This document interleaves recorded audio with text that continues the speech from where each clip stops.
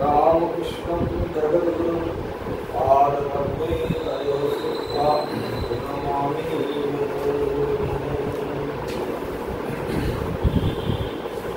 श्री श्री माয়ের কথা সরোজবালা দেবীর স্মৃতি কথা।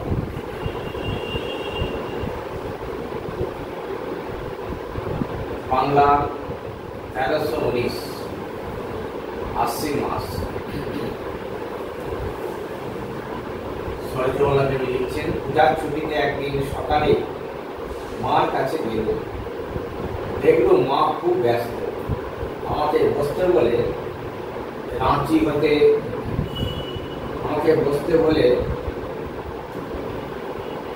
হতে গিয়ে ভক্ত এসেছেন, তাকে ডাকতে বললেন। ভক্তটি অনেক ফল, ফুল, কাপড় ও একছড়া কাপড়ের গোলাপের মালা নিয়ে এসেছে। সেগুলি দেখার জন্য আমাকে ডাকলেন। মালাটি মাকে গলায় পরতে অনুরোধ করায় মা ওরা পড়লেন। এমন সময় গোলাপ মা এসে মালার লোহার তার মায়ের গলায় লাগলো বলে ভক্তটিকে বললেন। ভক্তটিকে অপ্রতিভ হতে দেখে করুণাময়ী মা বললেন, না না, লাগছে না, কাপড়ের উপর পড়েছে। ভক্তটি প্রণাম করে নিচে যাবে। পরে মা ও আমি জল খাবার খেতে বসল। আমি কিছু ফল ও খাবার নিয়ে গিয়েছিল মাকে দেওয়ার জন্য। ও তার কাছে আনতে মা বললেন, ঠাকুরকে নিবেদন করে নিয়ে আসতে তা থেকে একটি আঙুর মুখে দিয়ে বললেন, আহা বেশ মিষ্টি। একখানি কাপড় কয়েকদিন পূর্বে দিয়েছিল, সেই কাপড়খানেই পরেছিল। আমাকে দেখেই বলেন, এই দেখো তোমার কাপড় পরে পরে কালো হয়েছে। অবাক হয়ে ভাবলাম, এই অযোগ্য সন্তানের উপর তোমার এতই কৃপা। মা নিজের বাত হতে প্রসাদ তুলে আমাকে দিতে লাগলেন। আমি হাত পেতে নিচ্ছি, এমন সময় হঠাৎ একবার তাঁর হাতে আমার হাত ছেড়ে গেল। আমি বললাম, মা হাত দিয়ে গেল। মা হাতে একটু জল দিয়ে বলে, এই হয়েছে। এই সময় নলিনী দিদি এসে বসলেন। ইতপূর্বে কি কারণে যেন তিনি রাগ করেছিলেন। মা তাকে তিরস্কার করে বললেন, মেয়ে মানুষের অত রাগ কি ভালো? সহ্য চায়। শৈশবে বাপ মায়ের কোল, যৌবনে স্বামীর আশ্রয় ছাড়া মেয়েদের আর কেউ আপনতে পারে না। মেয়ে লোক বড় খারাপ যা, ফস করে একটা কথা যদি কেউ বলেই ফেলল, মানুষের তো কথা বললেই হলো। তাই দুঃখ কষ্ট হলেও স্বামীর কাছে থাকতে পারে। একটু পরে রাধু এসে হাঁটুর কাপড় তুলে বসেছে। আবার মা তাকে ভর্ৎসনা করতে লাগলো, ও কি গো, মেয়ে লোকের হাঁটুর কাপড় উঠে কেন? এই বলে কি একটা শ্লোক বললেন। তার মানে হাঁটুর কাপড় উঠলেই মেয়ে লোক উলঙ্গের স্বামী। চন্দ্রবাবু ভোগ নিয়ে এসেছেন। কথায় কথা তিনি আমাকে জিজ্ঞাসা করলেন, মার মশাই আছেন, অর্থাৎ স্বামী আছেন? এসব বুঝি মায়ের ছেলে পিলে, মেয়ে বউ ইত্যাদি? আমি অর্থাৎ সরোজবালা দেবী বলছেন, আমি তখন বললুম, কেন, তুমি কি ঠাকুরের কথা শোনোনি? তাঁর শিক্ষাই ছিল কান্দি কাঞ্চন ত্যাগ। তিনি তখন অপ্রস্তুত হয়ে বললেন, আমি মনে করছি এরা সব ছেলে বউ। দুর্গা পূজা আসছে, মা তাই জামাইদের কাপড় ভাগ করে রাখছিল এবং আমাকে পৃথক করে বেঁধে রাখতে বললেন। আর একখানি কাপড় আমার হাতে দিয়ে বললেন, এখানা মুছিয়ে রাখো তো মা, বনে পুজোর সময় পরে মঠে যাব। মধ্যাহ্নের ভোগ প্রসাদ হয়ে গেল। আহারান্তে মা বিশ্রাম করছে। আমি নিকটে বসে বাতাস করছি। মা তাতে বললেন, ওইখান হতে একটা বালিশ নিয়ে আমার এইখানে শো, আর বাতাস লাগবে। মায়ের বালিশ কি করে শোবো মনে করে দাদুর ঘর হতে একটা বালিশ নিয়ে আসতেই মা হেসে বললেন, ওটা পাগলের, অর্থাৎ দাদুর মায়ের বালিশ গো, তুমি এই বালিশটা আনো না, তাতে দোষ না। দাদুকে ডেকে বললেন, দাদু আয়, তোর দিদির পাশে শো। মার সঙ্গে চন্দ্রবাবুর ভগ্নির সম্বন্ধে কথা হতে লাগলো। মা বললেন, তা তুমি বললেই পারতে, হ্যাঁ, এই তো তাঁর স্বামী ঘরে বসে আছে, আর তোমরা সব ছেলে মেয়ে। স্বামী অর্থাৎ ঠাকুরকে দেখিয়ে, আমি সে তো জগৎ ব্রহ্মাণ্ডে কত ছেলে মেয়ে আছে মা। মা হাসতে লাগলেন, কথায় কথায় আবার বললেন, কত লোকে কত ভাবে আসে। কেউ হয়তো একটা শোষা এনে ঠাকুরকে দিয়ে কত কামনা করে বলে, ঠাকুর তোমাকে এই দিলুম, তুমি এই করো। এই এমনি কত কামনা মানুষের। মা একটু পাশ ফিরে শুনলেন, আমার একটু তন্দ্রার মতো এসেছিল। জেগে দেখি মা পাখা নাড়ছে। একটু পরেই মা বললেন, দেখলুম পাশের ঘরে কয়েকটি স্ত্রীলোক বসে আছে, তার মধ্যে দুজন বৈরিক ধারী। তাঁরা মাকে প্রণাম করলেন। ওই সঙ্গে একটি ছোট ছেলেও এসেছিল। সে প্রণাম করতেই মা প্রতি নমস্কার করলেন। তারা মিষ্টি এনেছিলেন, মা আমাকে তুলে রাখতে বললেন এবং হাত মুখ ধুতে গেলেন। পরিচয়ে জানলুম তারা কালীঘাটের শিবনারায়ণ পরমহংসের শিষ্যা। সম্প্রতি তাদের গুরুর ওখানে অহরাত্রব্যাপী এক যজ্ঞ হচ্ছে ইত্যাদি। একটু পরেই শ্রী শ্রী মা এসে বসলেন। বৈদিক ধার্মীদের মধ্যে একজন মাকে বললেন, আপনাকে একটা কথা জিজ্ঞাসা করতে চাই। মা বললেন, বলো। বৈদিক ধার্মী, মূর্তি পূজায় কিছু সত্য আছে কিনা? আমাদের গুরু বলেন, মূর্তি পূজা কিছু নয়, সূর্যের ও অগ্নির উপাসনা করো। মা, তা তোমার গুরু যখন বলেছেন তখন ও কথা আমায় আর জিজ্ঞাসা করা কেন? গুরু বাক্যে বিশ্বাস রাখতে হয়। তিনি বলেন, তারা বলল, না তা হবে না, আপনার মত বলতেই হবে। মা নিজ মত বলতে পুনরায় অসম্মতি প্রকাশ করলেন।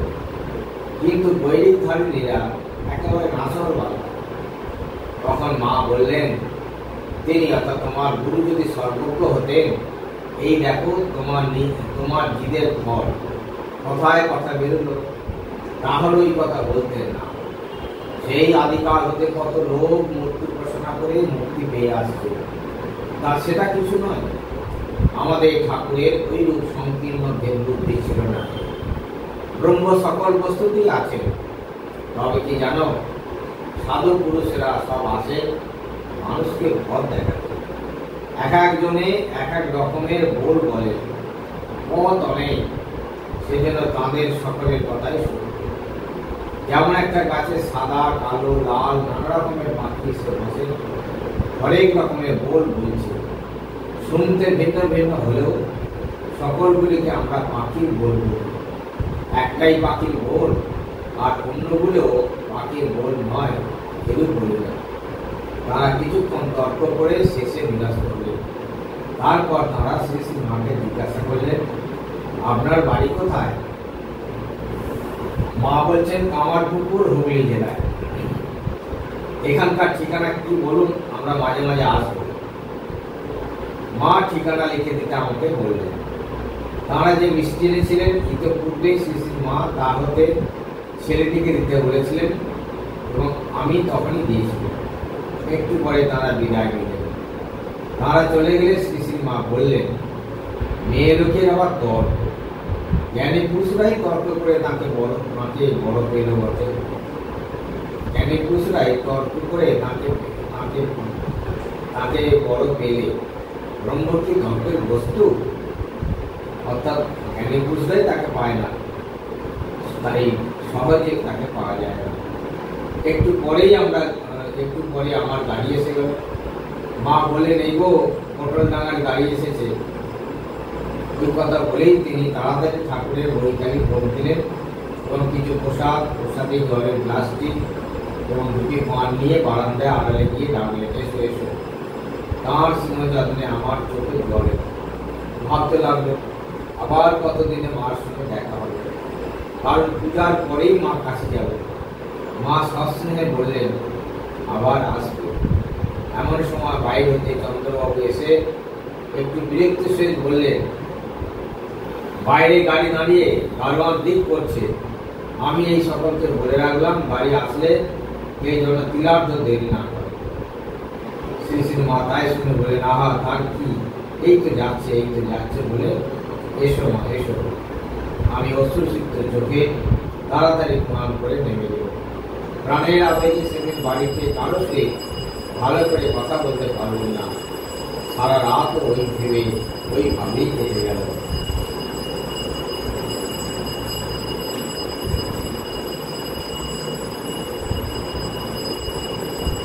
এরপর মা কাশি থেকে ফিরেছেন। তেসরা মাঘ কাশি হতে ফিরেছেন। সকালবেলা গিয়ে দেখি মা পুজো করছেন এবং পূজা প্রায় শেষ হয়ে এসেছে। পূজা শেষ হলে উঠে বললেন, এই যে মা এসেছো, বা আমি ভাবছি দেখা হলো না বুঝি, আবার শীঘ্রই দেশেও চলে যাব। খাবার তৈরি করে নিয়ে গিয়েছি। দেখে মা বললেন, ঠাকুরের আজ মিষ্টি কম পেতে ভাবছিলাম, তার ঠাকুর তার ভোগের জিনিস তিনিই সব জোগাড় করে দেন। তা আবার কেমন করে তৈরি সব খাবার। ঠাকুর পরিষদ নিবেদন করা হলে ভক্তদের জন্য এক একখানি শাল পাতায় ভাগ ভাগ করে সাজিয়ে দিতে লাগলেন। ভূদেব বললে, এত দেব কাকে? মা এসে বললেন, দেখো ছেলের বুদ্ধি, নিচে যেসব ভক্তরা আছে তাদের দিক দিয়ে আইলে যা। একটু পরে রাঁচি হতে একটু ভক্ত এসে মাকে প্রণাম করে ফুলের মালা দিলেন এবং বললেন, সুরেন বাবু, সুরেন আপনাকে এই টাকাটি দিয়েছে। এই বলে টাকাটি মার পদতলে রাখলেন। বেলা হয়েছে, রাধুর সামনে মিশনারি স্কুলে যাবে বলে খেয়ে দিয়ে কাপড় করে প্রস্তুত। এমন সময় গোলাম মা এসে মাকে বললেন, বড় হয়েছে মেয়ে, এখনো বড় স্কুলে যাওয়া কি? এই বলে রাধুকে যেতে নিষেধ করলেন। রাধু তখন কাঁদতে লাগলো। মা বললেন, কি আর বড় হয়েছে, যাক না মা, লেখাপড়া শিল্প এসব শিখতে পারলে কত উপকার হবে। যে গ্রামে বিয়ে হয়েছে এসব জানলে নিজের এবং অন্যের কত উপকার করতে পারবে। কি বলো মা? আমাকে নিজের উদ্দেশ্য করে বললেন। তারপর রাধু স্কুলে গেল। অন্নপূর্ণার মা একটি মেয়ে নিয়ে এসেছেন দীক্ষার জন্য। তিনি বললেন, মা, ও আমাকে খেয়ে ফেললে তোমার কাছে দীক্ষা নেবার জন্য কি করি তাই নিয়ে এলো। মা বলছেন, আজ কি করে হবে, জল খেয়েছি। অন্নপূর্ণার মা, ও তো খাওনি, ও তো খায়নি মা, তা মা তোমার খাওয়া তার দোষ নেই। মা, তা একেবারেই কি ঠিক হয়ে এসেছে? অন্নপূর্ণার মা, হ্যাঁ মা, একেবারে স্থির করেই এসেছে, তোমার কাছেই দীক্ষা নেবে।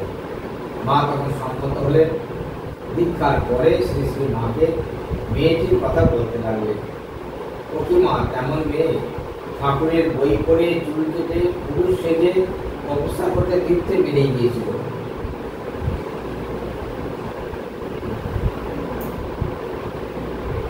একেবারে বৈদ্যনাথ গিয়ে হাজির। সেখানে এক বনের মধ্যে বসেছিল। ওর মায়ের গুরু সেখান দিয়ে যাচ্ছিলেন। ওকে দেখতে পেয়ে পরিচয় নিয়ে নিজের কাছে রেখে ওর বাপের কাছে সংবাদ পাঠাতে ওর বাপ গিয়ে নিয়ে গেল। মা চুপ করে কথাগুলি শুনে বললেন, আহা কি অনুরাগ।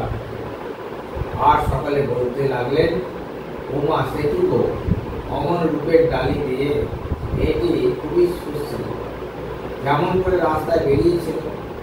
হোক গো বাবু ভক্তি অনুরাগ, সাহস দেখাতে হয়, সব সময় নয়। নলিনী, বাপরে, আমাদের দেশ হলে রক্ষে থাকতো না। অবশ্য এইসব কথা মেয়েটি ও অন্নপূর্ণার মার অসাক্ষাতেই বলা হচ্ছিল। নলিনী ও আমার সঙ্গে একটি স্ত্রীলোক উভয়ই স্বামীর কাছে থাকেন না। কি কথায় যেন তাদের কথা এলো। মা বললেন, ঠাকুর বলতেন, জরু গরু ধান, এই দিন লাগবে আপন বিদ্যমান। আরো বললেন, এসব চারা গাছের সময়ে বেড়া না দিলে ছাগলের মুড়াবে মাথা। দুপুরে আহার আনতে সকলে পাশের ঘরে শয়ন করলেন। নতুন মেয়েটিকে মা একটু শুতে বললেন। সে বলে, না মা, আমি দিনের বেলা শুই না।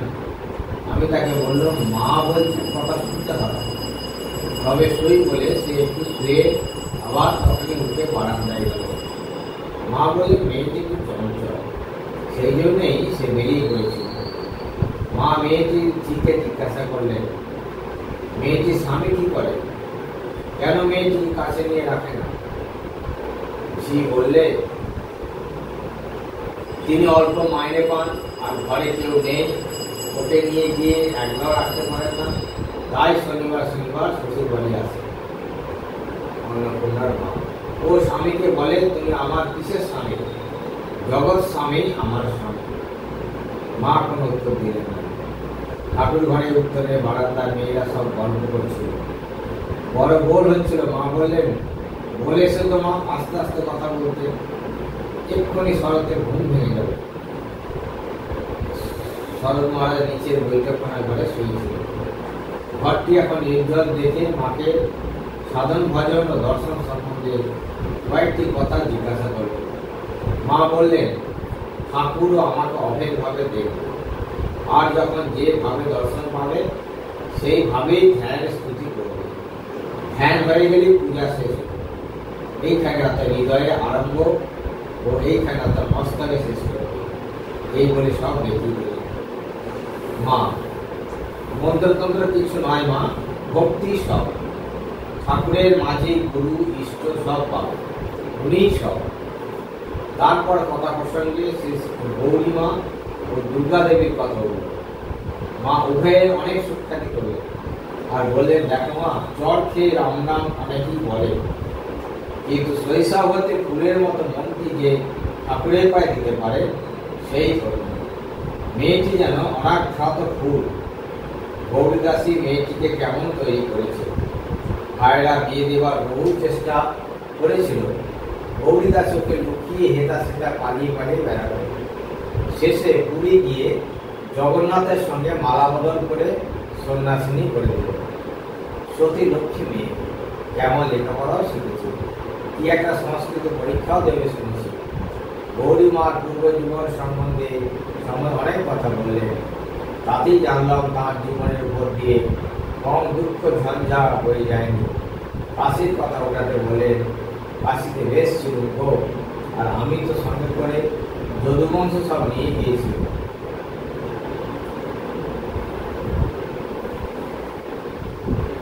একটু পরে 4-5 স্ত্রীলোক এলেন। তারা ডাব ও কিছু অন্য ফল মায়ের চরণ প্রান্তে রাখলেন। একটি স্ত্রীলোক প্রণাম করবার জন্য নিকটে আসবার উপক্রম করলে মা বললেন, ওখান হতেই করো। তারা প্রত্যেকে মার সামনে 2-4টি পয়সা রেখে প্রণাম করতে লাগলো। মা পয়সা দিতে বারবার নিষেধ করছেন। তার কিছু উপদেশ চাইতে মা একটু এসে বললেন, আমি আর কি উপদেশ দেব, ঠাকুরের কথা সব বইয়ে বেরিয়ে পড়েছে। তার একটা কথা ধারণা করে যদি চলতে পারো তাহলে সব হয়ে যাবে। শ্রীশ্রীর মা খুঁটিনাটি অনেক কথা তাঁদের জিজ্ঞাসা করলেন। তাঁরা বিদায় নিলে মা আমাকে বললেন, উপদেশ নেয় তেমন আধার করি। আধার চাই মা, নইলে হয় না। কথায় কথায় ঠাকুরের ভাগ্নে হৃদয় প্রভৃতি কথা উঠল। 2-1টি কথা হতেই অন্নপূর্ণার মা ঘরে ঢুকতে সেসব কথা চাপা পড়ে গেল। তিনি বললেন, মা, আমি স্বপ্ন দেখেছি, তুমি যেন আমাকে বলছো আমার প্রসাদ খা, তবে তোর অসুখ সারবে। আমি বলছি, ঠাকুর নিষেধ করেছেন আমাকে কারো উচ্ছিষ্ট করতে। তা মা, আমাকে এখন তোমার প্রসাদ একটু দাও। মা সম্মত না হয় তিনি খুব জিদ করতে লাগলেন। মা বললেন, ঠাকুর যা নিষেধ করেছেন তাই করতে চাও? অন্নপূর্ণার মা উত্তর করলেন, তাতেও তোমাতে যতদিন তফাৎ বলছিল ততদিন ও কথা ছিল, এখন দাও। এখন বুঝেছি তুমি আর ঠাকুর এক অভিন্ন। মা তখন শেষে প্রসাদ দিলেন। কিছুক্ষণ পরে তারা বিদায় নিলেন। গৌরীমার ওখান হয়ে যেতে হবে বলে আমিও একটু পরে বিদায় নিলাম। ও জগন্নাথ সারদাম দেবী রামকৃষ্ণ পার্বতী শিবা